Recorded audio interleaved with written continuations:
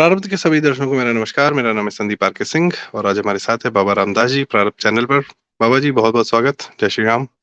जय हो, जय श्री राम। बाबा जी जो वो घटनाएं हो रही हैं जो आदमी सोच भी नहीं पाता था।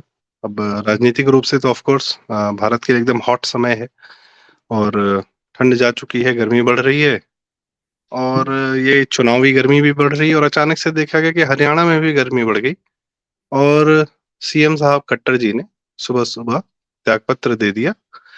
और शायद सीएम बदलने की बात हो रही है या शायद ये बात हो रही है कि जजपा से पीछा छुड़ाना है या बहुत सारी अटकलें हैं। कई सारे टीवी पे नाम चल रहा है कि भाजपा के जो प्रदेश अध्यक्ष हैं नायब सिंह सैनी उनको ही सीएम बनाने का प्रस्ताव रखा गया है। और ऑफ कोर्स भाजपा और केंद्र की भाजपा और अमित शाह जी और मोदी जी की भाजपा से हम हर प्रकार के सरप्राइजेस एक्सपेक्ट कर सकते हैं। जो उचित लगता है राजनीति के लिए वो लोग करते हैं संवैधानिक दायरे में रह के। ये चूंकि आपकी हरियाणा की राजनीति पर भी अच्छी खासी पकड़ रहती है, आपने बहुत बार हम लोग को बताया कि जाटों की मुख्य समस्याएं क्या हैं, हरियाणा का जो पॉपुलेशन है या जो मेन थॉट प्रोसेस है, एक प्रदेश की राजनीति का अपना एक अलग फ्लेवर होता है। तो वो आपके माध्यम से हम लोग को पता चला कि वहां पे सदैव जाट ही सीएम बना रहा और ये उसका दुराग्रह है कि हम ही रहेंगे सीएम, हम में से कोई हो, किसी पार्टी का हो, पर रहेगा जाट ही। पर ये धारणा को भाजपा ने तोड़ा खट्टर जी के सीएम बनाकर। खट्टर जी ने ऑफ कोर्स बहुत सारे काम किए जैसा भाजपा करती है, भ्रष्टाचार रहित भर्तियां, ये वो बहुत सारे उनके अपने अच्छे काम रहे हैं। कल ही द्वारका एक्सप्रेसवे लॉन्च हुआ, मोदी जी ने खट्टर साहब की तारीफ भी की और आज उनको सीएम पद से इस्तीफा देना पड़ा है। भविष्य में क्या होगा, उनको भविष्य का क्या रोल मिलेगा, उस पर तो हम चर्चा करेंगे। पर ये हटाने की और हटाने की वजह क्या हो सकती है? जी बाबू जी। देखिए, मेरे लिए इट्स वेरी सरप्राइजिंग। मैंने कहा, आपने जैसे कहा ना कि it's very difficult to decode BJP. Hmm, BJP की हाईकमांड की थॉट प्रोसेस को डिकोड करना वाकई एक बहुत टेढ़ा काम है। अच्छे अच्छे लोग गच्चा खा जाते हैं और कम से कम मुझे टाइमिंग पे तो बहुत ही ज्यादा, मतलब मैं सरप्राइज्ड हूं कि चुनाव के इतने नजदीक, मतलब जबकि चुनाव मात्र कुछ दिन दूर है, तो इतना बड़ा एक डिसीजन ले लेना। इसीलिए मैं अभी भी, देखिए, अभी अभी अभी लेटेस्ट 15-10 मिनट पहले मैंने कंफर्म किया तो बोला कि हाँ, नायब सिंह सैनी जी का नाम चल रहा है। हालांकि नाम तो सुबह से चल रहा है। तो मैंने अभी बीजेपी के कुछ खास नेताओं से फोन करके पूछा तो उन्होंने बोला नहीं, इट्स ऑलमोस्ट कंफर्म नाउ। तो मैंने पूछा कि इसके पीछे कारण क्या रहा? बोला कारण ये रहा कि अ, जो 10 साल की एंटी इनकम्बेंसी का जो चेहरा है वो है खट्टर साहब। और जाटों को बहुत ज्यादा बीजेपी से प्रॉब्लम नहीं रही है। और मैं तो ये भी मानता हूं कि जाटों का एक बहुत बड़ा वर्ग लोकसभा चुनाव में बीजेपी को वोट करता है। बहुत बड़ा में इस बार तो ऑलमोस्ट 50-50। विधानसभा में 20-30%, लोकसभा में 50% तक जाट भाजपा को वोट देते हैं। पर जो जिन जाटों को भी भाजपा को वोट देने से दिक्कत है, उनको भाजपा से दिक्कत नहीं है, पार्टी से उनको कोई दिक्कत नहीं है, वो खट्टर के चेहरे से दिक्कत है। इसी तरह एक और बहुत बड़ा फैक्ट है कि हरियाणा का जाट कांग्रेसी नहीं है, वो हुड्डा समर्थक है। कांग्रेसी होने में और हुड्डा समर्थक होने में एक बड़ा बेसिक डिफरेंस है। तो अगर बीजेपी ने वाकई लीडरशिप में यह परिवर्तन किया है और खट्टर साहब को हटा के कोई ओबीसी चेहरा या नायब सिंह सैनी या कोई XYZ वो लेके आते हैं, तो इसका मतलब जो थोड़ी बहुत एंटी इनकम्बेंसी खट्टर के चेहरे के कारण थी, उस एंटी इनकम्बेंसी को भी उन्होंने दूर कर दिया है कि वो जाट वोट जो सिर्फ खट्टर के कारण नहीं आता था, उसके लिए भी रास्ता साफ कर दिया।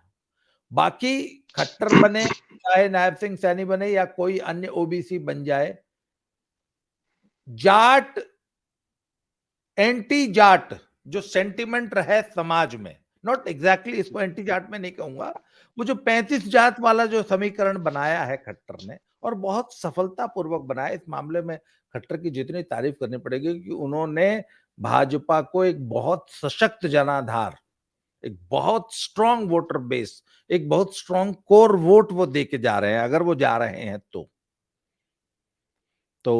सब वो 35 जात का जो उन्होंने एक बेस बनाया है वोटर्स का, वो एक बहुत स्ट्रांग बेस है। और चाहे नायब सिंह सैनी आए चाहे कोई आए, हार्डली जी, मैटर। तो जी, बाबा जी इसमें 2-3 सवाल और उठते हैं। इसमें 2-3 सवाल और उठते हैं कि मोदी अक्सर जाति की राजनीति करते नहीं, वो जाति की राजनीति को तोड़ते हैं, वो भ्रम हटाते हैं, दूर करते हैं। और ऑफ कोर्स हरियाणा कहने को यूपी बदनाम है जातिवादी राजनीति करने के लिए, पर ये अन्य प्रदेशों में कहीं ज्यादा होती है, खासकर इस हद तक कि पंजाब में सिर्फ सिख समुदाय के एक विशेष वर्ग का जट सिख ही सीएम बनता है और बनता रहता है, और वही उनका आग्रह रहा है। हरियाणा में भी उसी प्रकार से कि जाट ही सीएम रहेगा, पूरी लिस्ट निकालते हैं तो वही लोग निकलते भी हैं। एक ही वर्ग का कब्जा है, ये डेमोक्रेटिक तो बिल्कुल नहीं है। मोदी लोकतंत्र के सबसे बड़े समर्थक हैं, लोकतंत्र के सबसे बड़े चेहरे हैं, तो वो देखते हैं कहीं से कोई भी आके जिसमें नेतृत्व की क्षमता है वो आके लीडरशिप अपनी पोजीशन ले सकता है। तो हरियाणा में अच्छा, लेकिन क्या है 2024 में वो कोई भी नट बोल्ट जो है ढीला नहीं छोड़ना चाहते हैं इस चुनाव में, तो वो 370 और 400 की बात कर चुके हैं, और ये उनके लिए और पूरी भाजपा के लिए अब एक उसका भी इशू है कि this has to be achieved.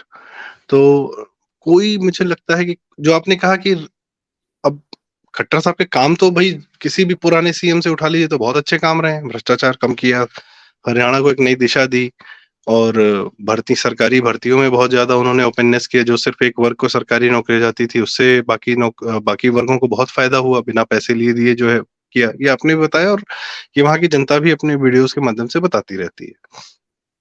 विकास के क्षेत्र में बहुत सारे काम हो रहे हैं, उसमें कोई शंका नहीं है, केंद्र की सारी स्कीम्स बहुत अच्छे से इम्प्लीमेंट होती हैं।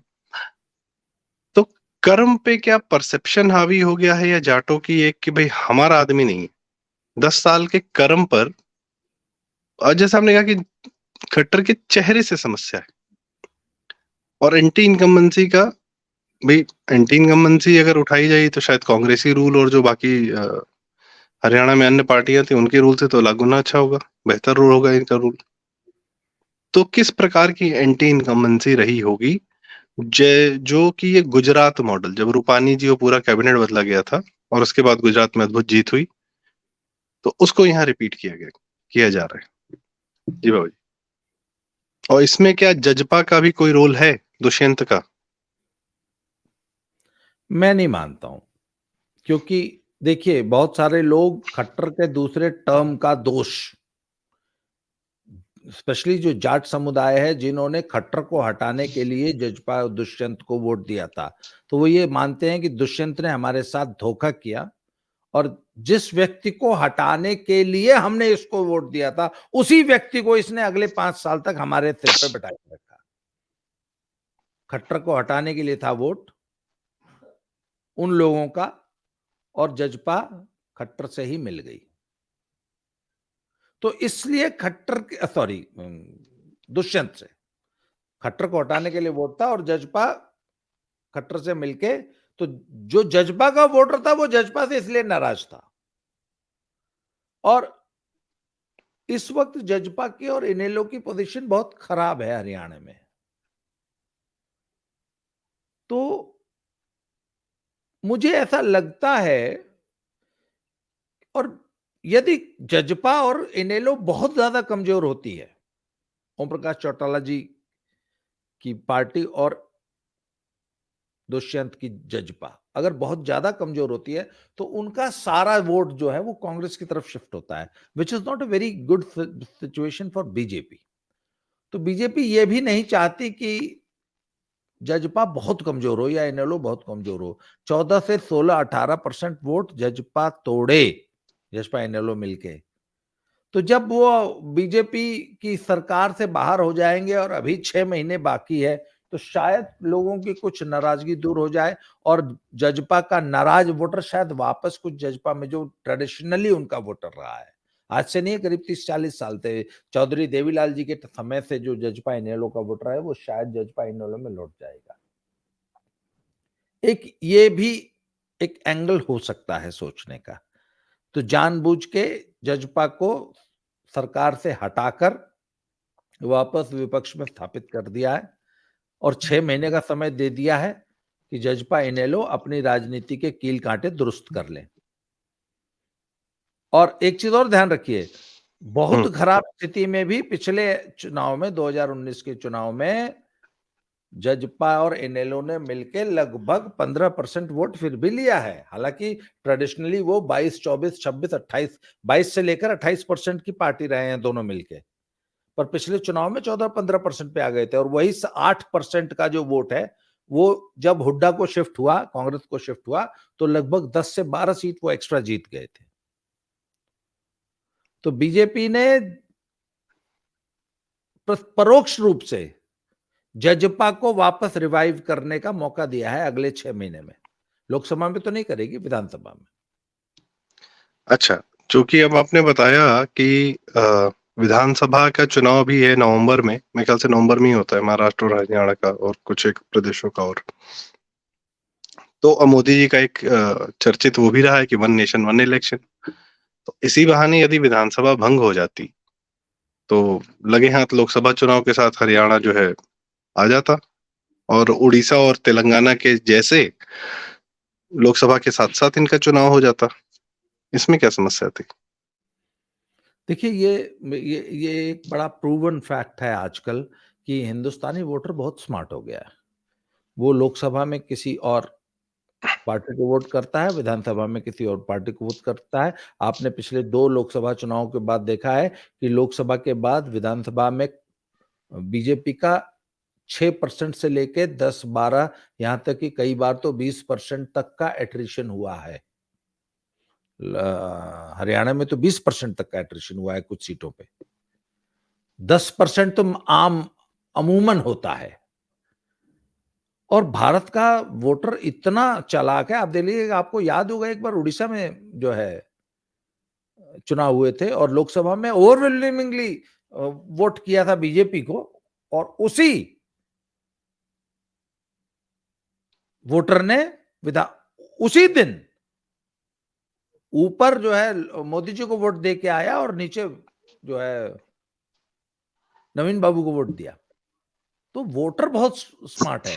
तो एक साथ हरियाणा में भी लोकसभा और विधानसभा और चुनाव एक साथ कराने की हालांकि अटकलें तो पहले चल रही थी, पर वो इसलिए उनको लगा कि विधानसभा में जो एंटी इनकम्बेंसी है कहीं वो लोकसभा में भी रिफ्लेक्ट न कर जाए और लोकसभा में कोई नुकसान न जाए। और इसलिए केंद्र सरकार जो आई मीन मोदी और अमित शाह जी की जोड़ी है, वो लोकसभा में किसी किस्म का रिस्क नहीं लेना चाहती। विधानसभा में 2-4-10 सीटें कम हो जाएं, ठीक है, वो चलेगा, पर लोकसभा में एक भी सीट कम नहीं होनी चाहिए। तो वो इसी पर एक सवाल और है सर। जी, सवाल ये है कि लोकसभा, अब बात ये हो रही है कि खट्टर साहब हटेंगे तो लोकसभा से लड़ेंगे और हो सकता है केंद्र में जाएं, जैसे कि शिवराज चौहान जी को भी विदिशा से टिकट दिया गया है, वो भी लड़ेंगे। और ये भी देखा जा रहा है, ये मेरी अपनी व्यक्तिगत थोड़ी बहुत जानकारी या ऑब्जर्वेशन है, कि मोदी जी के पास काम करने के लिए हाथ कम है सेंटर में। बहुत सारे पुराने भाजपा के नेताओं को बहुत मौका दिया गया, रूडी जी को स्किल इंडिया का पूरा दिया गया, उनके समझ में नहीं आया, उन्होंने कह दिया भाई मुझे भी नहीं समझ में आ रहा मुझे क्या मंत्रालय मिला है। और जावड़ेकर जी को दिया गया शिक्षा मंत्रालय, आपके रविशंकर प्रसाद जी को दिया गया, आपके निशंक जी को दिया गया, पुराने बड़े कद्दावर लोगों को मंत्रालय दिए गए और कोई चला नहीं पाया।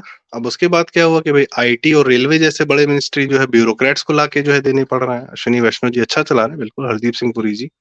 तो राजनीति से नेतृत्व तो नहीं मिल रहा है जो मंत्रालय संभाल सके, मोदी जी के विजन को फुलफिल कर सके। अब खट्टर साहब की बात आती है तो वो एकदम फिट बैठते हैं मोदी जी के उसमें कि भाई मीडिया से ज्यादा संपर्क नहीं रखना, रखने का ही नहीं। चर्चा करो चाहे हम ना करो मीडिया में, अब हमको न छपने की इच्छा है न दिखने की इच्छा है। दूसरा, बहुत कंट्रोवर्शियल नहीं रहे हैं, बहुत ज्यादा नहीं रहे हैं, थोड़े बहुत हो सकता है, ऑफ कोर्स इतने कार्यकाल में होता है। चीज़ों को इम्प्लीमेंट करते हैं, संघ से हैं, डिसिप्लिन है, सारी चीज़ें हैं। तो हो सकता है कि उनको भई, और ज़ाहिर-सी बात है, अगर सेंटर में रहेंगे खट्टर साहब तो और सैनी साहब यहाँ रहेंगे, तो एक गार्डियनशिप, एक मेंटरशिप तो मार्गदर्शन तो रहेगा ही रहेगा, और ज़्यादा बड़े उससे रहेगा, अथॉरिटी से। या हो सकता है हस्तक्षेप ना करे, लेकिन गार्डियनशिप रहती है। तो क्या ये भी एक कारण है कि मोदी जी को अपने हाथ बढ़ाने हैं और इसलिए उनको लेके जा रहे हैं खट्टर साहब? हरियाणा तो चलो भाई ठीक है, यहाँ भाजपा प्रदेश अध्यक्ष हैं, वो देख लेंगे। जी। नहीं, मैं ऐसा नहीं मानता हूँ। भाजपा में लीडरशिप की कोई कमी नहीं है और ऐसा ऐसा भी अकाल नहीं पड़ा है कि एक प्रदेश का सीएम हटा के आप उसको केंद्र में ले जाएं और केंद्र में अभी तो वो तो ये सब अटकलबाजी है, ऐसा कुछ नहीं है। और मैं ये भी सर नहीं लेकिन मानता ये हूँ। लेकिन इतिहास है, मनोहर पर्रिकर साहब को गोवा का सीएम हटाकर केंद्र में ले गया गया वो था, नहीं, और नहीं, जब जरूरत पड़ी तो वापस बनाया गया। जी। वो एक अलग परिस्थिति थी जब हुँ, पर्रिकर साहब को डिफेंस मिनिस्ट्री से हटा के हुँ, स्टेट में हुँ, भेजा गया था, क्योंकि वो स्टेट में बड़ी बड़ी एक अजीब सी सिचुएशन आ गई थी जहाँ पे उनकी बड़ी सख्त जरूरत थी मनोहर पर्रिकर साहब की। तो वो एक अलग सिचुएशन था, परंतु स्टेट से केंद्र में लीडर आम रूटीन में शंटिंग होती रहती है। पर मैं ये बिल्कुल नहीं मानता हूं कि केंद्र में भाजपा के पास नेताओं की कमी है। और आप जिन मंत्रालयों की बात कर रहे हैं ना, जहाँ पे मंत्री परफॉर्म नहीं कर रहे थे, देखिए स्किल वाला जो मंत्रालय है वो सचमुच ऐसा मंत्रालय है कि वहां पे दुनिया का कोई मंत्री परफॉर्म नहीं कर सकता। वो इसलिए क्योंकि हिंदुस्तान में जब भी स्किल डेवलपमेंट की बात होती है, तो पहली बात, सबसे पहले हमारे यहाँ के जो माइंडसेट है ना कि सिर्फ स्किल के नाम पर भी एक डिग्री हाथ में ले लो और सरकारी नौकरी के लिए लाइन में लगा दो। स्किल नहीं सीखते ये लोग। आईटीआई का डिप्लोमा लेके आते हैं, इलेक्ट्रिकल और फिटर और क्या नाम वेल्डिंग और पता नहीं क्या-क्या सब्जेक्ट पढ़ के आते हैं, पर उनको एक पैसे का नॉलेज नहीं होता। सिर्फ थ्योरेटिकल नॉलेज लेके आ जाते हैं। प्रैक्टिकल नॉलेज तो किसी उस्ताद के साथ जब काम करते हैं तब ना आता है। सर यही ये बदलाव तो करना था। तो ये बदलाव समाज में, सामाजिक बदलाव है ये। कोई सरकार नियम बना के, कानून बना के, इंस्टीट्यूट बना के आप जनता का माइंडसेट नहीं ना बदल सकते। आज देखिए, एक मैं आपको बताऊं, जब आपको ध्यान होगा उत्तर प्रदेश में भी आपने देखे होंगे हजारों हजारों आईटीआई प्राइवेट खुल गए, खुले थे ना। आज की तारीख में 90% में ताला लग चुका है, क्योंकि वो सब डिग्रियां बांट रहे थे, सब के सब डिग्री बांट रहे थे और छात्रवृत्ति उतारने का धंधा था। इट वॉज अ स्कैम कि आईटीआई खोलो, आईटीआई के नाम पे छात्रवृत्ति मिलती है, हर बच्चे की छात्रवृत्ति उतार लेते, और 35 से 40,000 कितना रुपया मिलता था एक छात्र का। 120 सीट ले आओ, वो हर उस 120 सीट का जो 40,000 रुपया छात्रवृत्ति मिलती है वो उतारने के लिए, वो हड़पने के लिए ये सारे आईटीआई खुले थे। मैं एक ऐसे आईटीआई को जानता हूं जहां 25-30 लड़कों ने, अरे मैंने कहा जब एडमिशन ले ही लिया तो कुछ सीख लो। तो ना तो आईटीआई के पास कोई फैकल्टी थी, ना कोई लैब थी, ना वर्कशॉप थी, कुछ था ही नहीं। Everything was on paper. तो हिंदुस्तान का अब ये समाज का सी सोच है, इसमें राजीव प्रताप रूडी क्या करेंगे जब तक आप समाज की सोच नहीं बदलेंगे। आज मैं आपको बताऊं, मैं आपको नेशनल एजुकेशन पॉलिसी नई वाली आई है ना, उसको जी। इंप्लीमेंट करने में सबसे बड़ा रोड़ा कौन है? सबसे बड़ा रोड़ा पेरेंट है। वो रोट लर्निंग से हटना ही नहीं चाहते। आज आपको मालूम है स्कूलों को स्किल डेवलपमेंट सेंटर्स के रूप में अब नए नए एजुकेशन पॉलिसी में डेवलप किया जा रहा है। स्कूलों को बोला गया है कि ये स्कूल जो है तुम्हारी पर्सनल प्रॉपर्टी नहीं है, मैनेजमेंट को बोल दिया गया है it is a national asset, और 2 बजे के बाद ये प्रौढ़ शिक्षा के लिए इसका इस्तेमाल कीजिए, लिटरेसी के लिए इस्तेमाल कीजिए, और स्किल डेवलपमेंट सेंटर और स्पोर्ट्स के सेंटर के रूप में समाज के लिए खोलिए अपना स्कूल। 2 बजे के बाद इसमें ताला नहीं रहेगा। तो सरकार तो ये करना चाहती है, पर पेरेंट, हर स्कूल में अब स्किल डेवलपमेंट सेंटर्स डेवलप हो रहे हैं, अलग अलग ठीक लैब्स है, बन रही हम अपने विषय से ना, मतलब अभी हमारा विषय हरियाणा ही है। रूडी जी के चक्कर में जो है थोड़ा सा हम भटक गए, वो खुद अपनी राह भटक गए और हमको ही भटका दिया उन्होंने। खैर, जी। पर ठीक है, नॉट अ प्रॉब्लम। अब बैक टू हरियाणा। तो हरियाणा में सर सबसे बड़ा जो सवाल है कि अगर जाटों को भाजपा से समस्या नहीं है तो भाजपा को एक जाट सीएम से क्या समस्या है? बना दे, सारे नट बोल्ट टाइट हो जाएंगे। Very good question, very good question. पर वो जो 35 जात अर्थात लगभग 76% वोट बैंक, जो कि जाट वर्सेस जो नॉन जाट की जो राजनीतिक समीकरण नया पैदा हुआ है, उस वो एक दैत्य है। नहीं नहीं, 76% जी। ये जाट वर्सेस नॉन जाट, ये इसकी शुरुआत जो है, जैसे हिंदू धर्म है तो हिंदू तो किसी के खिलाफ नहीं है, कहीं जाके किसी को कन्वर्ट नहीं करता। पर बाहरी जो है मजहब और रिलीजन, वो आते हैं कहते हैं नहीं, हम तुमको कन्वर्ट करेंगे, हम तुम्हारे खिलाफ हैं। वो आते हैं बाहर से यहाँ चेंज करने। तो ये जो दुराग्रह है, ये जो 35 जातियां मिल के एक के खिलाफ हैं, या एक अकेला कह रहा था कि तुम सबके सर पे हमेशा हम ही चढ़े रहेंगे, ये देखिए, शुरुआत कहाँ से होती है जी? सत्ता का अधिकार सिर्फ हमको है, जाट ही होना चाहिए सीएम, ये दुराग्रह तो जाटों का है ना। हाँ जी। तो उनके इस दुराग्रह की प्रतिक्रिया में वो हम्म 35 जातियां यूनाइट होती हैं। और देखिए, ये 35 जात वाला समीकरण बनाने का श्रेय जाता खट्टर को ही है। जब जाट आरक्षण आंदोलन हुआ और उसमें जो आगजनी, लूटपाट, उत्पात, अराजकता हुई सड़कों पे, उस अराजकता से उपजे हुए गुस्से को बहुत करीने से खट्टर ने भुनाया और 35 जातियों का एक समीकरण तैयार कर दिया। तो अब वो 35 जातियों का समीकरण total up to 76% of the electorate. Sir उस 76%, और वो सब, उनको लगता है कि इस व्यक्ति ने, खट्टर ने या भाजपा ने, जाटों का जो एकाधिकार था सत्ता पे, उसको तोड़ करके हमको सत्ता में भागीदारी दी, हिस्सेदारी दी। वो हिस्सेदारी छीननी नहीं चाहिए। वो खट्टर पंजाबी है, खट्टर हट गया, सैनी आ गया, मंजूर है। कोई और धानक आ जाएगा, कोई SC ST आ जाएगा, कोई और बैकवर्ड आ जाएगा, वो मंजूर है। अगर वापस जाट आ जाता है तो बोलेगा ओ, जाटों के सामने भाजपा ने भी सरेंडर कर दिया।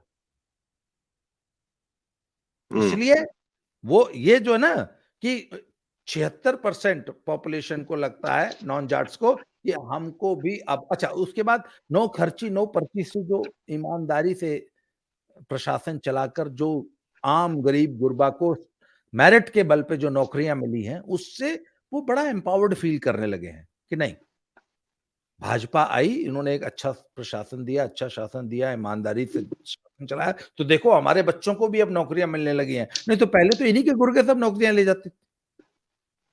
तो वो जो विश्वास अर्जित किया है ना भाजपा ने सर, उसको किसी भी कीमत पे कामयाब, उसको कायम रखना है। जी। तो अगर ऐसी बात है तो ये जैसा आपने बताया कि 74-75% का इलेक्टोरेट है, तो क्यों विधानसभा चुनाव 2019 में खट्टर जी जो है जब वापस आ रहे थे तो उनको मेजोरिटी के लाले पड़ गए और दुष्यंत को लाना पड़ा, अंततः जाट का उप मुख्यमंत्री तो बनाना ही पड़ा। तो ये क्यों नहीं 75% इलेक्टोरेट एक साथ 75% या 50% प्लस वोट दे देता है भाजपा को कि हाँ भैया ठीक है, मेजोरिटी में रहो, सर और सवाल ये तो चेहरा बदलने की नौबत ना आती। सर सवाल तो बहुत अच्छा है, हम्म परंतु जो इतने लंबे समय से चली आ रही पॉलिटिकल एफिलिएशंस हैं, हम्म हैं, और the political alignment of the electoral forces है, सर वो धीरे धीरे धीरे धीरे टूटती है। और पिछले 2019 में जब चुनाव हुआ है ना, तो ये 35 जात वाली युति थी, एकदम नई नई थी, अभी वो कंसोलिडेट नहीं हुई थी, it was just the beginning. तो वो अब पिछले 5 सालों में वो जो युति है, वो जो जो गठजोड़ है, वो अब इधर मजबूत हुआ है, कंसोलिडेट हुआ है। और फिर देखिए, टिकट वितरण में और मल्टी पोलर कॉन्टेस्ट में वोट बढ़ता तो है ही है, पर इसके बावजूद आप हम्म देखिए ना, लोकसभा में अप टू 60% ऑफ तक वोट भाजपा लेती है, तो किसका वोट होता है वो? हम्म 60% तक भाजपा ने हरियाणा में वोट लिया, तो वो किसका वोट था? उन्हीं लोगों का वोट था ना तब। हम्म। ये धीरे-धीरे कंसोलिडेट हो रहा है। और एक चीज तो है, जैसा आपने कहा कि आपने पहली बात जो शुरू में कही थी, वो ये कही थी कि भाजपा को प्रिडिक्ट करना पॉसिबल नहीं है, क्योंकि वो लोग क्या समीकरण सोच के क्या प्लानिंग करते हैं।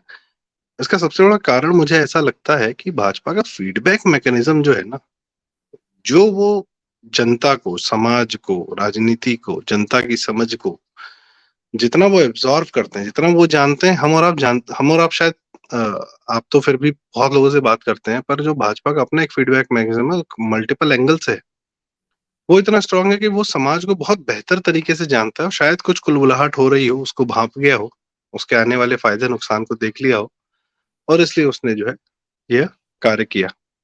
तो बाबा जी, अंततः क्या कोई फर्क पड़ेगा? एक लास्ट आपसे सवाल पूछ के समापन करना चाहूंगा कि क्या फर्क पड़ेगा? आपने कहा भाजपा का फीडबैक का मैकेनिज्म बहुत अच्छा है, पर भाजपा या इस निर्णय से ने मुझे भी चौंकाया है, बल्कि मैं अचंभित हूं कि क्या हम्म। भाजपा इतना आउट ऑफ द बॉक्स सोचती है और इस मुहाने पे आके इतना बड़ा डिसीजन ले सकती है। दिस इज रियली अमेजिंग कि एकदम, मतलब चुनाव से 2 दिन पहले आप एक स्टेट की लीडरशिप चेंज कर देते हैं, पूरी मुख्यमंत्री बदल देते हैं। इतना कॉन्फिडेंस, आप ये बताइए ना, इनको इतना लीडर, जो टॉप लीडरशिप को इतना कॉन्फिडेंस था कि हम इतना बड़ा चेंज एक स्टेट में ले आएंगे, इसके बावजूद 15 दिन बाद लोकसभा का चुनाव जीत लेंगे। तो मुझे ऐसा लगता है कि शायद जिस चीज को हम नहीं पकड़ पाए थे कि ये जो, हालांकि इसको डिकोड कुछ लोग बड़े अलग तरीके से कर रहे हैं, पर मैं इसको भी अलग तरीके से डिकोड करूंगा कि इस मूव से भाजपा अपना जाट वोट बढ़ा लेगी। उसके ओबीसी जो जो 35 जातियों वाला वोट है, वो तो इंटैक्ट है ही है जितना है। खट्टर को बदल के भाजपा ने जाटों में 2-4% वोट अपना बढ़ा लिया है। अगर आज वो खट्टर को चेंज करते हैं तो ये जाट वोट को और ज्यादा, जो वो जाट जो इसको सिर्फ खट्टर के चेहरे से प्रॉब्लम थी, खट्टर को हटा के उस जाट को भी आज अपने में मिला लिया है। इसको मैं ऐसे डिकोड करता हूं। क्या ये छोटा मोटा वैसे ही है, जलेबी टांगना, जैसे कि मध्य प्रदेश में यादव जी को सीएम बना के उत्तर प्रदेश और बिहार के यादवों को बोला, देखो तुम्हारा भी चांस लग सकता है, बशर्ते एक, मतलब एक मैसेजिंग कि नियर मैं तो फ्यूचर हु मुझे तो नोस।